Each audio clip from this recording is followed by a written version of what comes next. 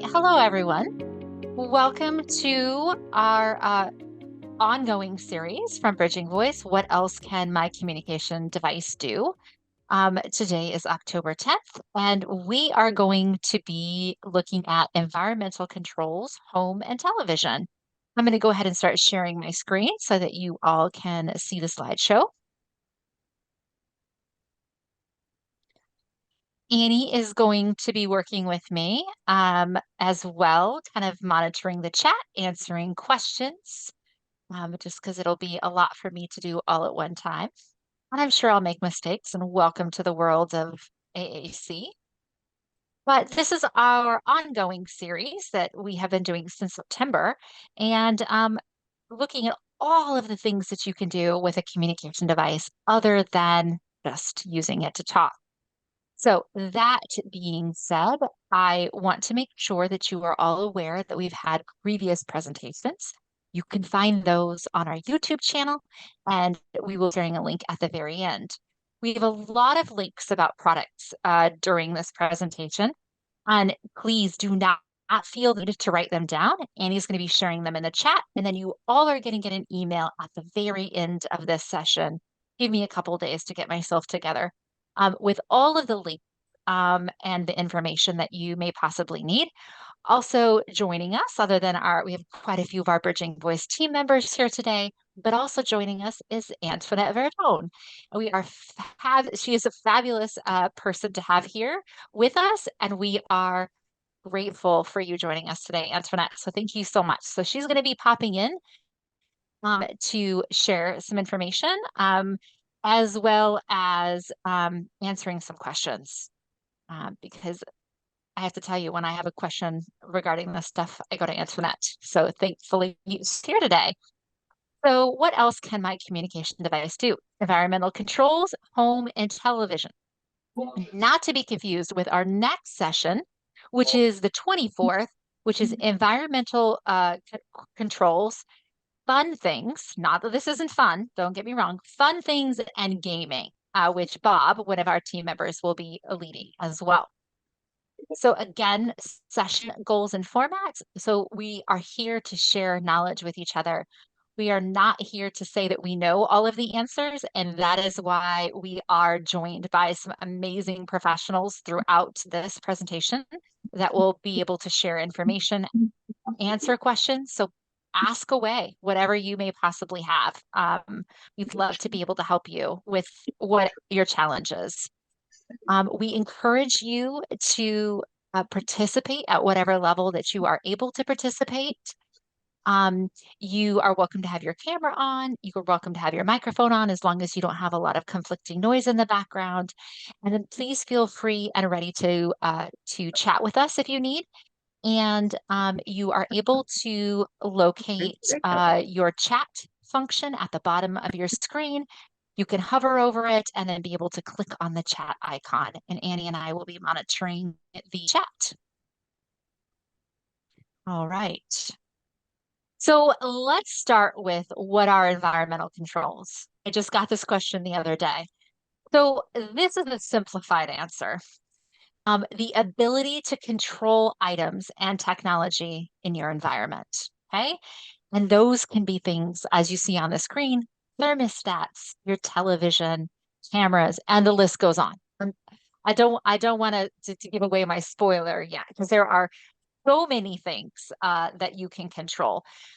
But why? I get this a lot. I hear a lot of people will say, yeah, but my partner's always with me, so they can change the channel for me, or they can turn the light on and off.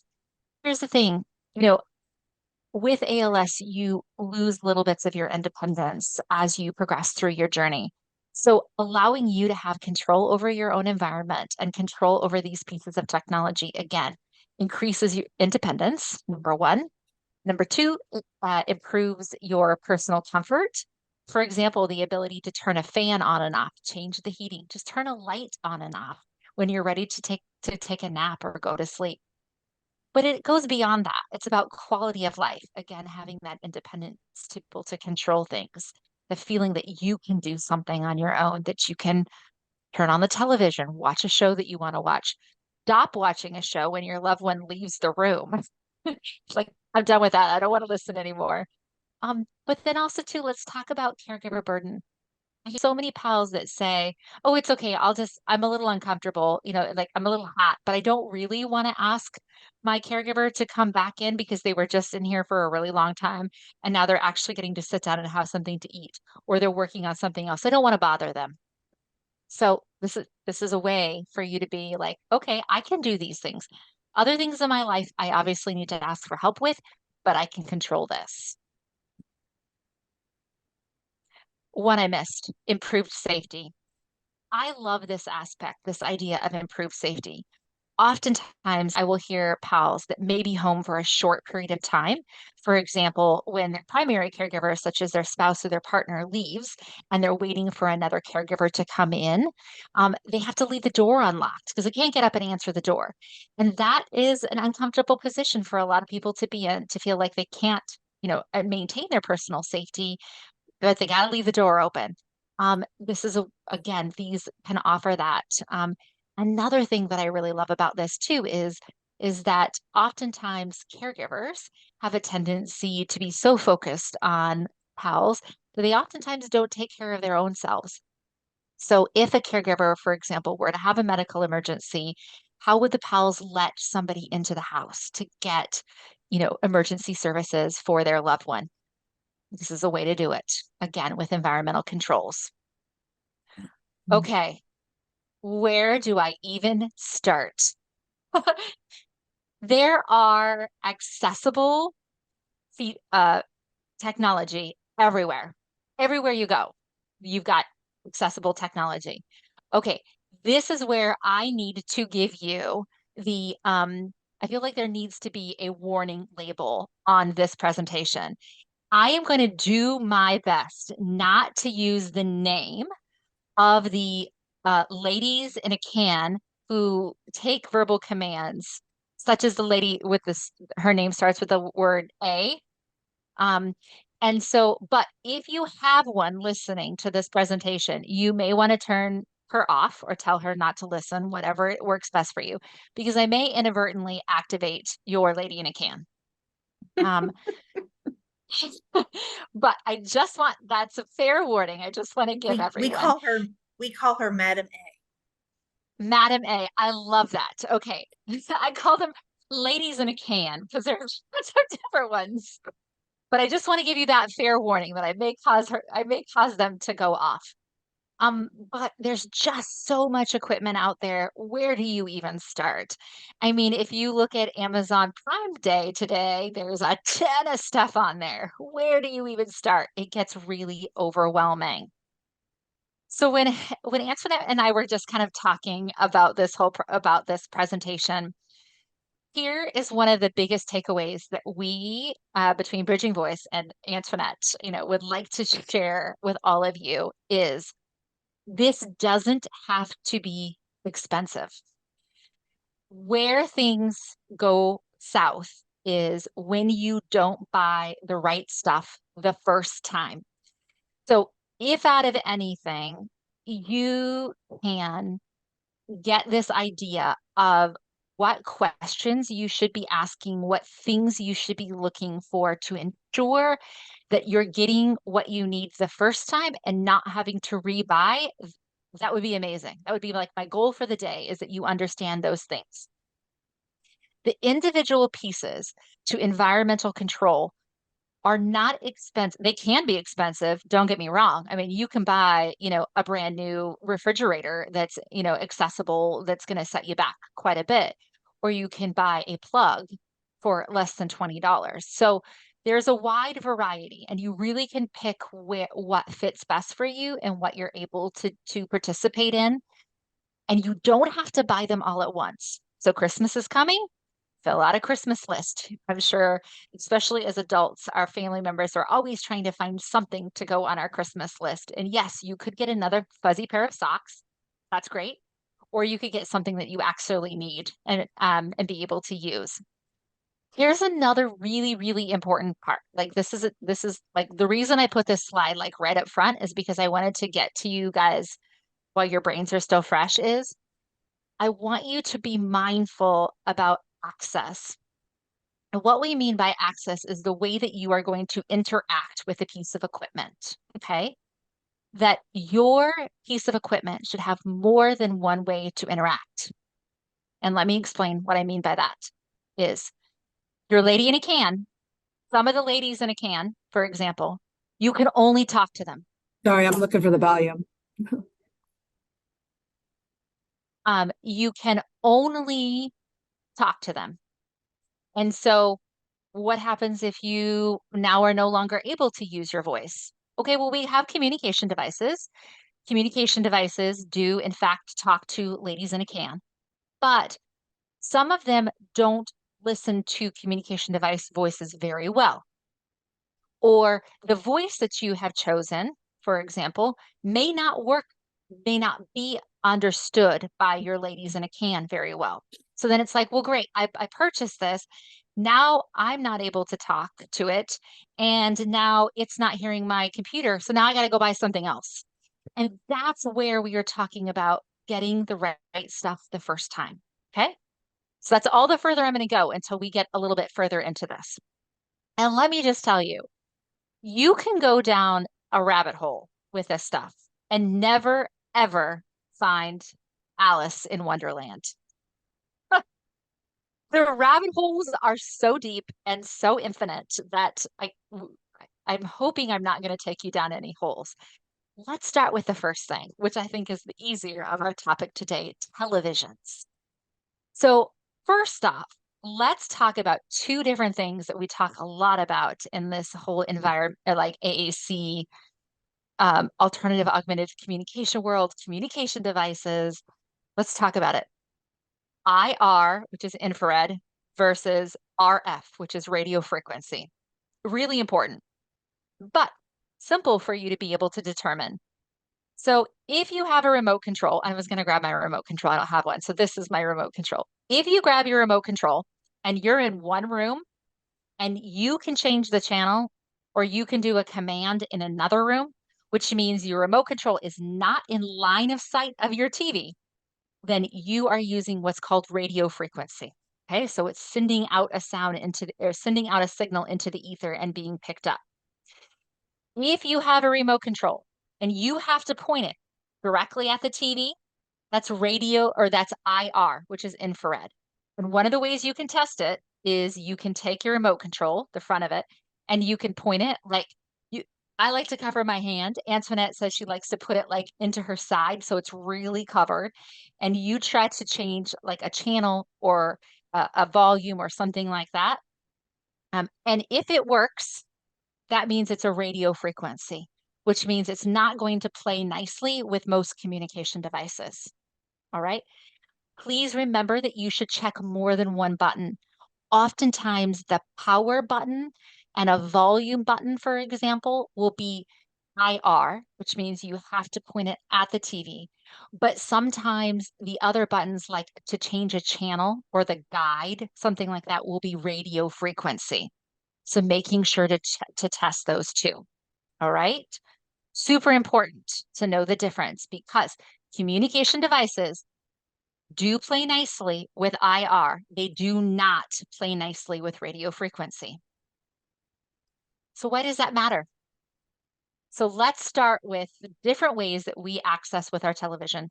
So let's start with TV cable boxes, Fios, Spectrum, Verizon. There's lots, Cox, there's lots of them out there.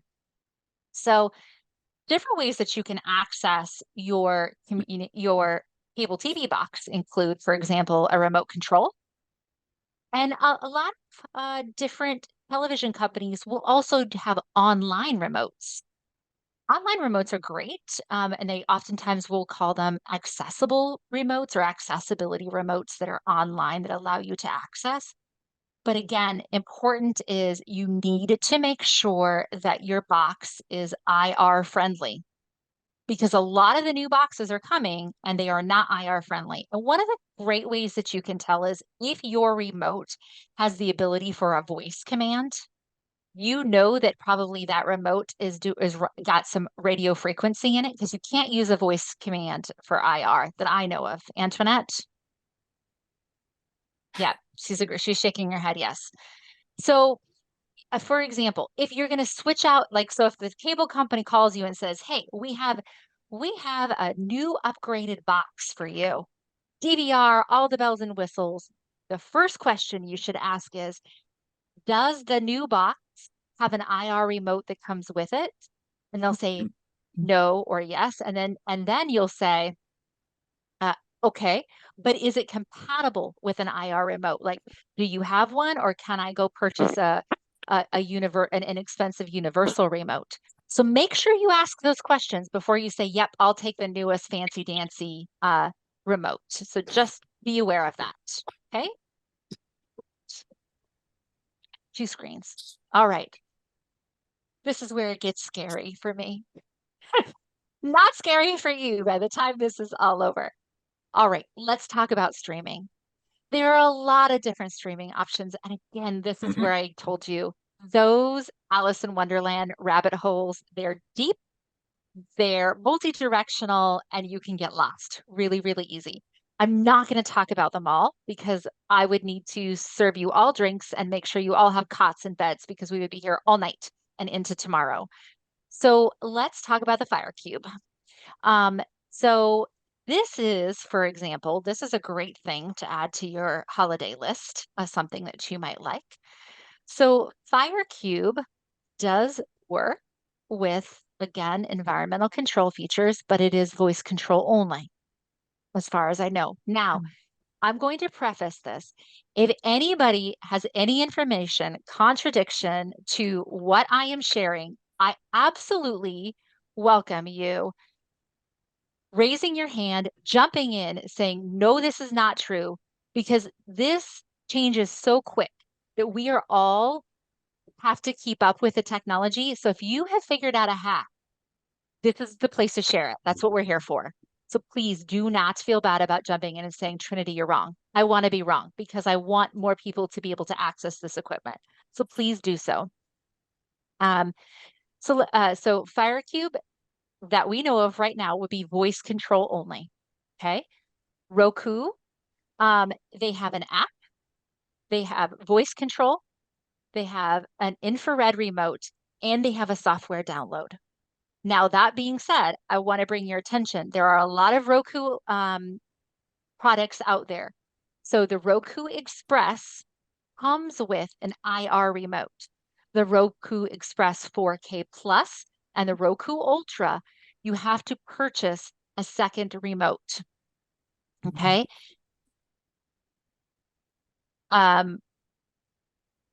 Okay, good. Thank you guys for monitoring the chat. I can't do both at the same time. So but if there is something that comes up in the chat that I need to say out loud, Antoinette and Annie, please let me know. You can purchase what's called a simple remote, which is an IR remote, and you can purchase that from Roku, or you can find one online as well. So again, that's why there's asterisks. So Roku Express comes with an IR remote. Express 4K and Express Ultra, you need to purchase that IR remote. Apple, okay, so that's Roku. Let's go on to Apple. Apple has app, voice, and you can use an IR universal remote within Apple TV. All right. Smart TVs. Okay. Again, you're going to see a lot of these that are going to be on holiday sales coming up. The smart TV. I want to make sure that you are very aware that oftentimes on the remote, you'll see a voice, like you'll see a microphone. It says compatible voice control, voice control. Here's the thing I need you to understand about these remotes. Yes, it is voice control, but usually you need to push the button to activate the microphone, then speak into it, and then let go of the microphone, which can be challenging for a lot of pals. So I need you to be aware of that the voice command is not always means that you can just speak freely. Antoinette, did you want to say something? Well, and also those kind of voice commands, they're usually mainly searches. They're not going to let you like actually navigate menus and and change channels and that kind of thing. It's like, I want to watch a Tom Hanks movie, and it'll give you a list. But then once you get to the list, you have to use the remote to actually make the selection. So it's a little bit of a marketing ploy. Just to be aware of that, that the accessibility can be limited. And again, oftentimes for these smart TVs as well, they will use radio frequency remotes. They're a smart remote. So you need to make sure that you have an IR universal remote that's compatible with your television, because you're going to use that remote to program your communication device. And we're going to talk about some of that customization and programming here in just a minute. Okay, that's a lot. I know it's a lot, and we just got started. This is why I said the rabbit holes can be deep and frequent. So we'll give everyone just a chance to breathe. Okay. So that's TVs. We're going to transition away from TVs. And now I'm going to say, I want you to dream. And when I say dream, I want you to dream big about what you can do and accomplish in your environment. The list is long and it is plenty. And I'm not going to go into all of it because, like I said, I would never come back out of that rabbit hole. Okay. Products. So we did TVs. Now we're going to talk about environmental control home. These are all the things in your home, and these aren't even all. Like I said, we'd be here for a long time. So smart light bulbs, light switches, door locks. Again, we were talking, this is where that door lock feature can come into play. So again, you could have a lock, for example, that you can control, lock and unlock to let caregivers in and out. You also can have a lock where you give caregivers their PIN and they can only access it during certain times of the day. For example, if you've got somebody that's working Monday through Friday, you can have that code only work on Monday through Friday and they can't come in onto the weekend. So it really can give you a sense of safety. It also, again, allows you to be inside of the house. If there was a medical emergency, you can unlock the door and allow somebody to come in, for example, to take care of a sick or ailing caregiver or your spouse or loved one. Thermostat, to be able to control that thermostat. Camera and security equipment. I'm going to take just a little bit moment to talk about this. I really love this for multiple different reasons. Allows people to have a visual view of their pals. So it can be actually used, to help monitor the pals. It can also be used for things like drop-in, so that you can, actually drop into the room, hear what's going on, visually see what's going on. But for pals too, it can also allow you to have, for example, if you're in your bed, then it can allow you to be able to see out, or even in your chair, you can see out, outside as well as, within your home. So works both ways, has good benefits. Outlets as well, again, for being able to plug an appliance in, whether that appliance be a light, a fan, whatever that may be, a suction machine, which we're going to talk about in a little bit. Um, Appliances. So this is where you can get really fancy with those smart appliances, such as your coffee maker, you can make your own coffee in the morning, such as a blender, for example. You can, have somebody prep your food. You can, get it ready for your caregiver. Your caregiver then can come and give it to you. Your refrigerator. I've yet to figure out that, but that's okay. And then, of course, audio equipment, being able to adjust the sound, being able to listen to the radio, being able to listen to podcasts, which are infinite and fabulous. A lot of different options there. Oops. All right. Those are kind of some little products. And again, you remember that list I showed you with like all of the different companies and locations that you can buy? Lowe's, Home Depot, Amazon. This is where all of these products are located. And again, and there are numerous different locations in terms of where to buy them. Let's talk about products, more products. So here are two pretty cool products that a lot of people may not know about. Number one is Alexa voice command controller for your bed. Okay, so for Invacare, certain models of the Invacare, Drive, Imperial, and Oratel beds, that should be and Oratel beds. Oratel.com does offer a couple different things here. They do offer controls for the bed that you may currently have. Again, limited models. I want you to go look to see if your bed was included. Number one. Number two, they also have hospital beds there as well as the controllers. So it can be a one-stop shop. But one of the things I want to say about this um, is that I want to make sure that people understand that a lot of insurances, including Medicare, will actually do like a rental to purchase or purchase of a hospital bed for somebody with ALS. So it is not a cost that you have to incur on your own. I do not know of a funding source for insurance that will pay for the bed controllers, which at this point, can be a little more on the pricey side. But I just, if it is something that you can do, even GoFundMe or even again, a holiday or a Christmas request, this is a great option for you to consider. And then also power recliners. So Limited Mobility Solutions does have, again, an Alexa voice command controller for Pride Mobility recliners. Not all of them, but they do have options for those as well. So I want to share both of those features for you, with you. All right. Okay, this is where I gave you that previous listener warning. This is where it comes into play. I'm gonna do my best not to set everyone ladies in a can off, but it's happening. It's gonna happen. I just know it. Okay. So the thing we need to talk about when we start talking about it is like, okay, we talked about the products, and now how is it gonna happen? This is the how. So we dreamed, and now we're gonna actually give you the plan to like make it happen. There are multiple ways to interact with equipment and ladies in a can and kind of all of the above. So we've got Wi-Fi within your house. We've got voice commands, which is Madam A, turn kitchen light off. Okay. We've got web-based, such as an on-screen key or an on-screen controller.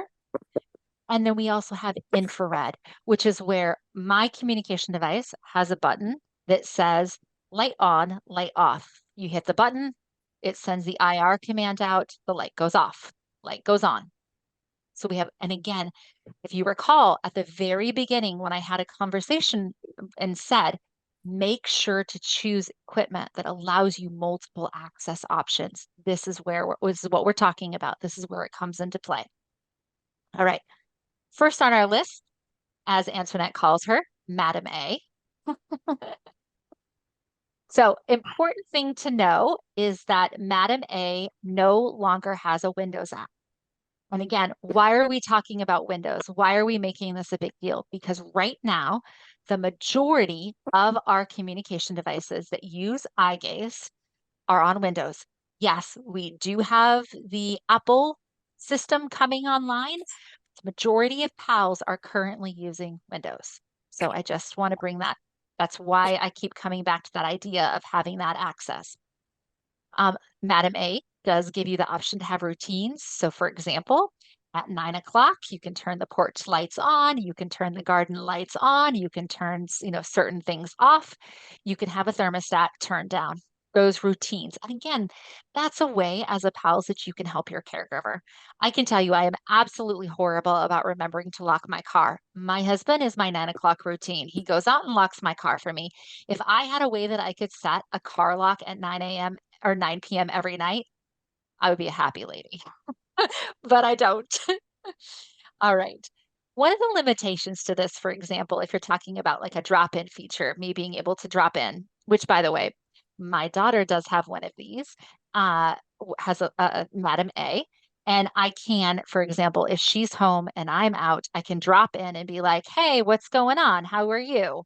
Um, but I have to be on that same Amazon account to be able to do so. So if you have multiple family members that are checking in on somebody, they'd have to all log into that account to be able to do that drop-in feature, which can get a little bit clustery, especially if you have your own Amazon account logging out of yours and then logging into someone else. We also have Google and we also have Apple. And again, just for clarity of time, I'm not meaning to leave anything out saying that one product is better than another. I'm just going off of what I see most frequently and hitting that in this short amount of time as to not turn your brain to mush. All right. So first of all, we kind of talked about some ladies in a can. Okay. Now we're going to move on and we're going to start with this idea of home remote, of which Antoinette, you have a home remote to share with us. Okay. I can show you what that looks like. Okay, perfect. So I am going to stop screen sharing for just a minute, and then I'm going to let Antoinette take over the screen share so that she can share this with you all. Plus, you guys are probably tired of hearing me talk. I'll let someone else talk. Okay, Antoinette, I just gave you permission. You are welcome to share. Okay. Okay. So like Trinity said, buying the right thing first means for most people, and you should have this as a goal because you shouldn't choose your communication device by what can operate your environmental controls. You should be choosing the right communication device, and then the environmental controls should just work. But it is a limitation of when using a Windows device. So making sure that whatever you buy has a path to be able to be used on a Windows device is really important. So my company does environmental control setups for people with ALS and other disabilities, and we use SmartThings as our smart home hub.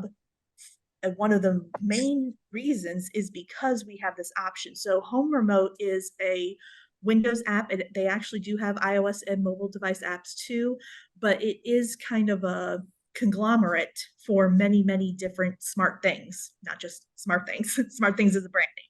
So, and the cool thing I'm showing here, like this is actually all the items in my personal house. These are all the things that I have in my house. And now I don't have to scroll, but if you had more than one more row, you'd have to scroll, which is really hard to do with eye gaze.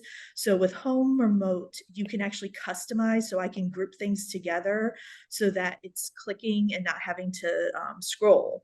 But I'll show you, you can go on the company's website to see, but when I go to add something new, this is the list of all of the items that can work with the Home Remote.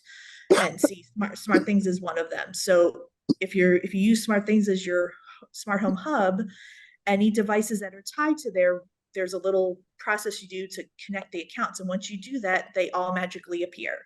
And then you can create these rooms so that you don't have to scroll around, or you can make it easier to navigate.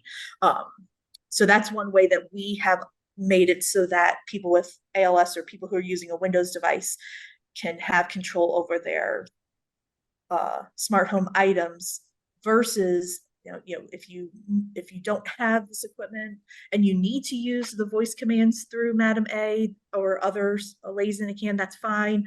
But I know I personally have spent hours trying to make all that work, and so I feel like this is a much more direct connection. You push the button, the light comes on. You're not having to worry about, is it going to hear it? Am I facing the right way in the room? It's a much more direct connection. All right, thank you for that. All right, I will take back over. Oh, I apologize. Communicator just popped up. I clicked the wrong button. Let's see if I can get rid of it. As you know, sometimes communicator takes a minute. Oh, and Trini, I wanted to say, I actually don't think it's correct that you have to be on the same Amazon account to do drop-in. I Okay, believe you can give other people permission to drop in. okay. Has anybody tried that? If you have, can you share that with us just to confirm that for us? I think you have to give, like, it's a little bit of a back and forth with the two accounts to give permissions, Okay, but I'm at like 99% sure that you can do that. okay. That's great.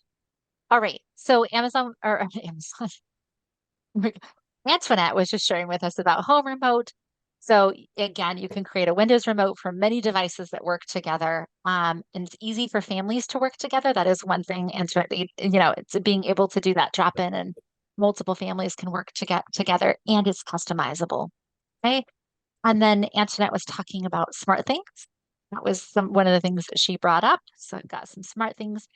And then here's an option that we were talking about and wanted to share with you, which is called Almond Hub. So again, a hub for, putting all of your computer things or environmental things together. One of the benefits to this is that it works good for weak or poor internet connection and it uses just Wi-Fi. So that is a nice feature for that. Okay, so we talked about ladies in a can and we talked about hubs. All right. Okay, now let's talk about something simple. This is for somebody that, for example, may not want to do all of that thing, or it may be overwhelming, or they may be in a situation where they can't get a hub and they can't use Wi-Fi, or maybe their device doesn't support IR. There's a lot of different things that could be happening. So with a grid pad, or I should say, yeah, a grid pad, we'll start with that, is that you can control a Z-Wave plug. Simple plug that you can plug into any outlet that allows you to plug something into that. For example, a fan. And again, you can have simple, for example, this is a board that was out of the box, but can be customized, and you saw Antoinette had something very similar to this in that home remote. Again, the fan, it's just an on or an off. I have to tell you, one of the ways I absolutely love using this was I had somebody who needed a lot of oral suctioning, and he was in a facility and could not ask for them to come in and suction him enough because by the time he said I needed suction, 15 minutes came by until someone came in to provide that suction, and then he needed suction again. He would have just had to have somebody just stay in the room with him all day. But he did have head rotation. So what we did is we plugged in his suction machine to this outlet and left the suction machine on, and the outlet turned it on and off. And so you've got, I'm using my little pin here, trying not to get it in the blur. You've got the suction wand, and then mounted over here on something like a modular hose mount.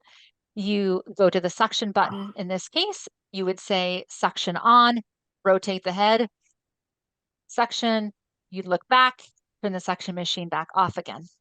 Something like that. Quality of life is just absolutely amazing. And we accomplish that by this one plug, which is on Amazon for $22. And And again, something to know when you're using the plugs is it's doing the same function as unplugging and plugging from the wall. So the problem is fans have gotten too smart, and a lot of fans now, if you unplug them and plug them back in, they do not come back on. So I tell people to go to the store, go all the way to the end of the aisle where the least expensive fan is. That was the one that's going to work. yes, and that brings me to a good point, which is my next point of if you have a battery powered suction machine and you have it turned on, then when you turn off the outlet, theoretically to be unplugging, it will still run because it has a battery. So again, you want the old school model, the model that doesn't have the battery power. Again, this is we're going for simple and effective with these switches or these outlets.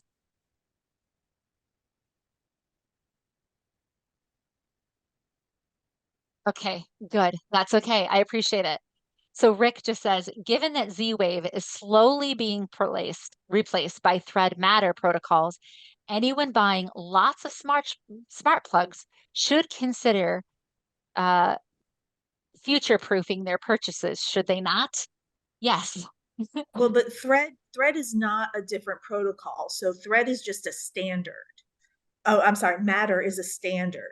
So Z-Wave is part of that. So what the hope is actually is that as Matter, so Matter is a home automation protocol that is trying to standardize these things so that if you say you were doing all Madam A stuff and then you decide to do Google Home or some other hub, the idea is that if it was a Thread Matter compatible, that all those devices will work. So Z-Wave isn't going away. It's just the protocol that the hubs use to operate those things is being Right. standardized, which is a good thing. But that being said too, it is getting harder to find Z-Wave plugs. It's not always. Before there were a lot more, and now things are moving to smarter. So that portion of the discussion is correct.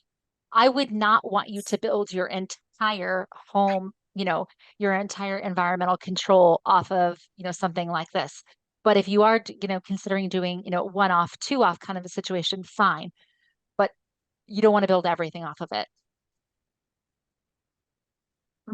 Okay. All right.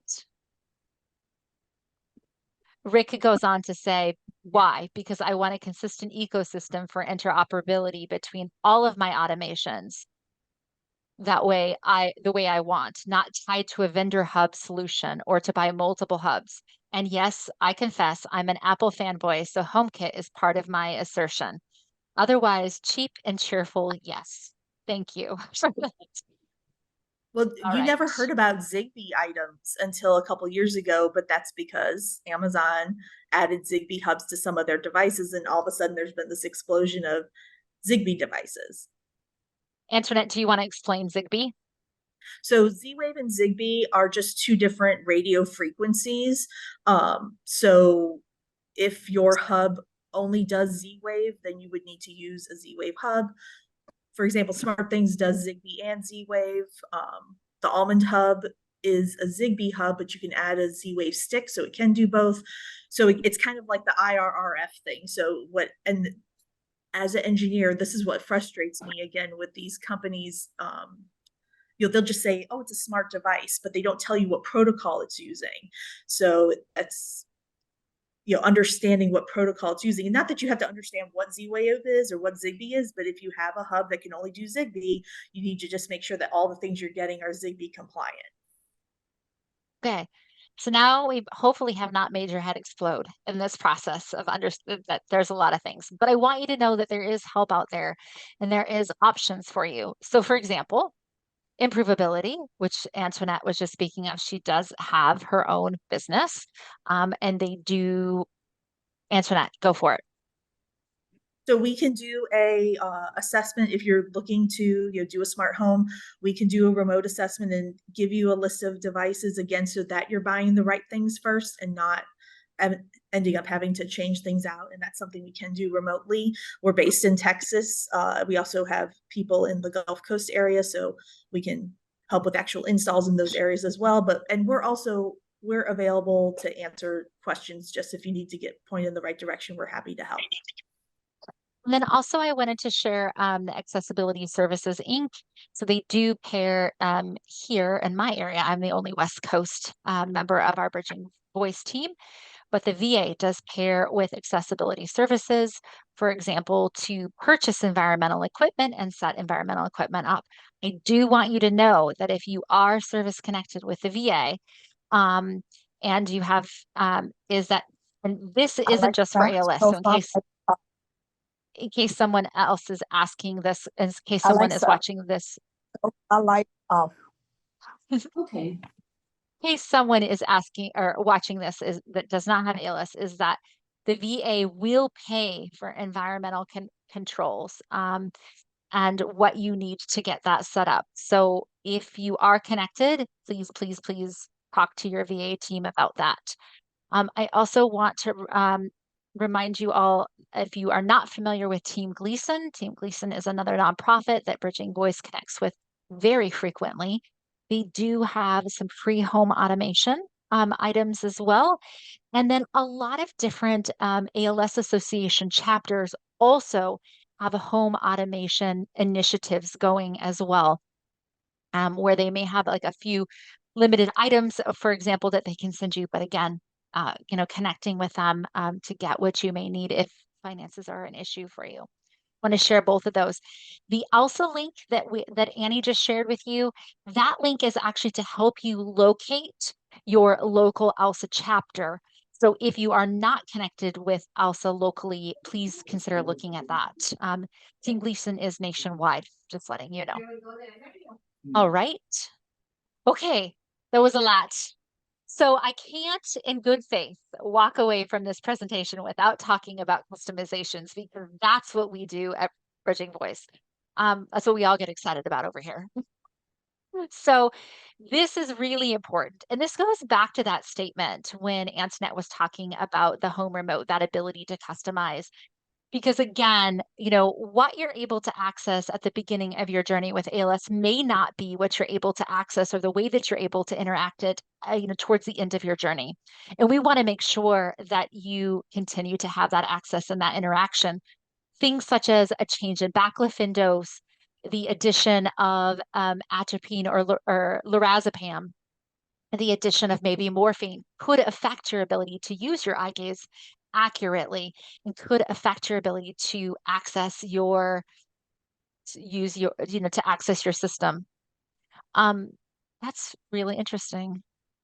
Someone's iPhone is able to draw on my screen. Look at that technology. I don't even know where that's coming from. So I want to talk to you about ways that you can improve your accuracy and your ability to use environmental controls. Number one, having buttons do multiple steps. I love this. Listen, you can have multiple steps on these buttons across most communication devices, and I'm a one-stop shop. If you can hit one button and have it do a bunch of things for you, bring it on. Super important. Number two is having layouts with only what you need and having those buttons be in the size and the color and the location that you need could not be more beneficial to you. So starting top left, this is actually a grid 3 layout um, uh, based off the Amazon Echo. So that's what that one is. And again, you have the ability to customize it. For example, you can see there's one on there that says call Travis, making a telephone call, or again, as we went back and talked about that suction machine, turn on suction. Of course, you'd want to turn off suction, but I didn't get to that button when I was in a hurry this morning. To the top right, this is Mary's television remote page. And so she's got, you can see her volume button. She's got a quick access to her calendar, as well as her channels. But what I love about it is at the bottom of the screen, those are Mary's favorite channels. And so she can, with one button, so for example, if you were going to do channel 18, you would say combine two IR commands, 1-8. That's 3 hits to get to channel 18. In this case, Mary has a number 18 button at the very bottom. Just click on channel 18, takes her right there. That's using infrared with this one. And at the very bottom of the page, I just set this one up yesterday. This is Jerry's. And this is for Madam A. This is a Madam A that she just received actually from from her ALSA chapter that was given to her. And so she has some commands. And so again, with one button, such as lamp on, a voice command comes on and it says, Madam A, period. That's super important when you're doing these. So Madam A, period, new sentence, turn lamp on. And the reason when you're doing this is because you want an increased space between the name and then the command, because the name is what targets them to listen. They need a minute to kind of turn on and start listening, or a minute, seconds, milliseconds, and then the command as the secondary part. So Madam A, lamp on. Madam A, lamp off. This is where I was telling you a little bit about, having that caregiver always with you. She likes to watch New Thinking Aloud, which is a podcast, and it's also a YouTube as well.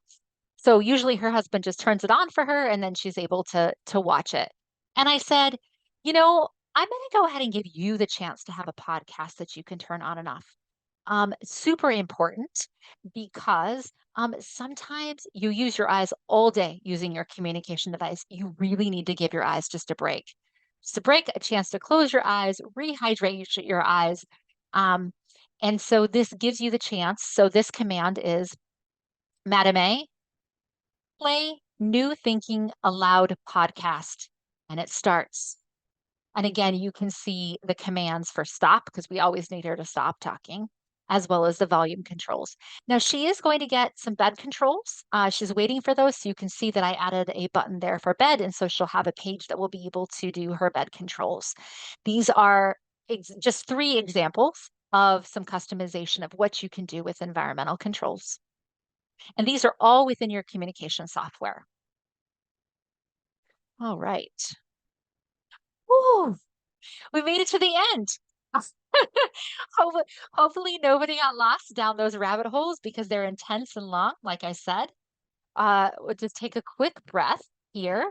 I would like to remind you all that the 24th of October is our environmental controls for fun and gaming presentation. And then our last presentation is going to be on November the 14th. And we're going to be talking about caregiver alerting, wheelchair driving and positioning, and we will have Jay and Tracy Beavers from Tolt Technologies joining us to answer questions about that, about their iDrive. Important emails and links here for you. So info@bridgingvoice.org if you have any questions about what we've presented on, as well as other communication device related questions or communication related questions in general. Please sign up for future training if you enjoyed today and want to continue to get invited for future trainings. And then also, if you haven't participated with our YouTube channel, we have an immense resource of all different communication communication targets. There, everything from voice banking, environmental controls, obviously this one, art, music, switching. The list goes on and on. It's pretty awesome. So it's there. If you are watching us on YouTube, if you can subscribe and like, share, all of the above, we would appreciate it. And at this time, I am going to stop our screen share. And I am going to also stop our recording. And we will go over to question and answers to see if anybody has any questions that they would like to put out to us. And our team members, other people here on our that's joining us today, please feel free to join in, answer questions, ask questions. We're here to kind of bring together a collective. All right, let's stop screen share. Perfect. And I welcome you to turn on your cameras, turn on your microphones, whatever works for you. Participate verbally with your device or in the chat, whatever is best for you. And if you have any questions, please bring them forward at this time. There's a good question going on in the chat. I don't know, Antoinette, if that's what you were going to touch on. Darlene had asked about how to turn a Bose speaker on and off. It's connected via Bluetooth to her phone, and Antoinette explained if it's a portable Bluetooth speaker, there may not be a way, but with an app potentially. And then Barbara asked if you could potentially plug the speaker into a smart plug. But I wondered if we would run into that issue of the default being off with the plug, kind of like the fan and the suction machine. So I just wanted to bring that up. Yeah, it really depends on the style of the speaker. If it's one of those portable Bluetooth speakers, there's no remote way to turn that on and off. But Bose makes like stereo speakers that you could pair your phone to, that I've seen most Bose systems are infrared remotes, so you could use your communication device to do that. But something I wanted to mention, in the same vein of getting the right things first, if there's something that you access a lot and you're in that process of maybe looking at a communication device, make sure that you bring that up to the team, that this is something I want. Like, we recently had a client who has a home style adjustable bed that it kind of actually came up in passing that he adjusts himself in that bed almost constantly. So it's really important to him. So making sure that he has access to that bed, I was kind of like, almost like, stop the presses, because he still has useful speech. I'm like, let's focus on that. Forget about the communication device for a second. Let me understand what that is so that we can really make sure that he doesn't lose access. Because if he couldn't adjust his bed, I mean, we're talking hundreds of times a night. If he can't do that, he's not going to be a happy camper.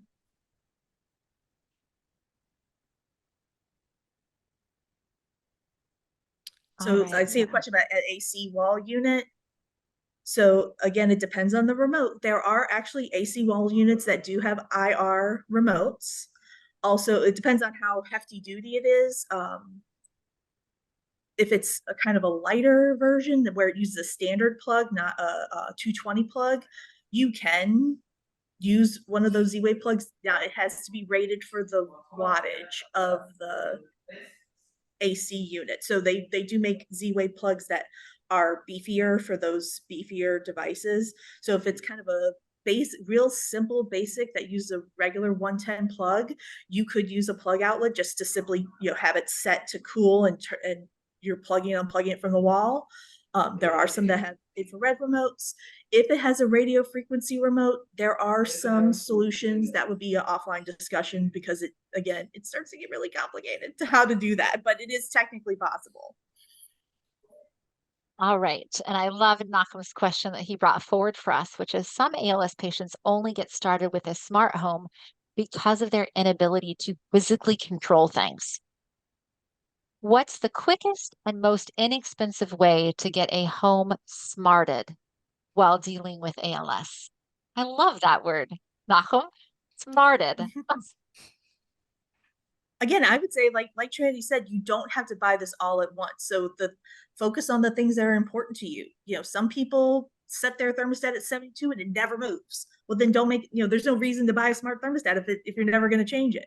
Some people, you know, change their thermostats all the time because of many different reasons. So if it's I would say, think about kind of mentally go through your day, you know, what lights are you turning on? Or like, I'll give you an example. Like in my house, my laundry room switch, you have to reach, it's all the way in the corner of the room.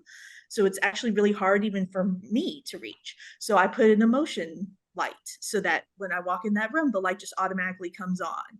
So, you know, people say, oh, well, I don't want to be lazy. The word I use is efficient. You want to make yourself more efficient. And like, for example, someone with ALS reaching over to reach that switch could be a fall hazard because it's in the laundry room. So I have to reach over the washer to get to that switch. So that's, you know, that would be something if I was thinking about this, oh, I have to reach over to get that switch. I should think about some way to address that. So we don't need to do it all in one swoop. Focus on the things that could be causing an issue. I oftentimes too will start with somebody, if somebody is overwhelmed by the process, it's like, let's start with the room that you're in the most. Let's start with that. That's a good, yeah, that's a good way. Yeah, like let's start there. Or for example, do you and your caregiver or your spouse, do you guys sleep in separate rooms? Okay. You know, and is that time that you are not together? Is that, you know, otherwise you guys are usually hanging out in the same room. Let's start with that room. What are those things that you have to ask someone to come from another room into your room to do? Can we automate those? Such as being able, you know, a light, for example, your television, for example. Like, let's start with that. I mean, it's football season. I'm a huge college football fan. So I make sure that I've got my streaming going and I'm able to access my football for the fall. So, you know, that might be important. So now comes asking about who do you call to change out a thermostat? Actually, for thermostats, a lot, I would say 99% of AC companies nowadays, if you, because we have had to call like in more remote areas, or if someone has I don't want to be an expert in AAC systems, but switching out thermostats, I know more about AAC systems than I want to know. There are some unusual systems out there that you open it up, you're like, whoa, we ain't touching this. So most thermostats companies or HVAC companies are actually like Nest Pro installers and that kind of stuff. So they're very versed in it because it should be the same installation as a typical thermostat. For switches, you know, most, well, see, I was going to say, you could call an electrician, but I have to tell you, when we've had big jobs where we had, you know, 30 light switches to change out, we have hired contracted electricians and they don't do it right. And even though it should be simple and the instructions are there, but we have actually had issues with that. But I do know, I know that Best Buy offers installation for some things. I don't know if they do light switches or not, but that would maybe be a first place to call to see if maybe they have a third-party installer that they recommend. Yeah. I mean, it Bob comes has with a question. instructions. If you're an electrician, if I give you the electrician instructions, they should be able to figure it out. All right, Bob, turn on your microphone and ask your question so everyone can hear it. So, I used to build little finger robots to flip switches for people, but now they sell them. You can buy them now. So I'm wondering if the ones you can buy, does anyone have good or bad experiences with them? Because that's another way if you have something that's not IR controlled, not Bluetooth controlled, you can stick a finger bot on it and that's Bluetooth controlled or Wi-Fi controlled and it pushes the button for you. I've had mixed review. I've never used them for switches because we would do it a different way, but I had someone who wanted to be able to turn off their alternating pressure mattress. And I went to the house, I pressed on the button, it did not require a lot of force. And when I tell you we did everything we could, we got the craft supplies out, we had beads pushing we really did everything we could. It just literally would not push enough force on it. But I have not used SwitchBot. It was an old product that doesn't exist anymore, but it was similar to SwitchBot for turning a computer on and off. So again, depending on the style and the force required for the button, I have gotten it to work. Thanks. So here's the link for SwitchBot in case anybody is wanting, and we will make sure to include that in our after presentation. But here is now sidebar, the SwitchBot hub can learn and send infrared signals. So they actually sell it as an option for like AC units that use an IR remote. Okay. And it works really well with Madame A. Anybody else with any questions today? All right. I am going to stop our recording at this time.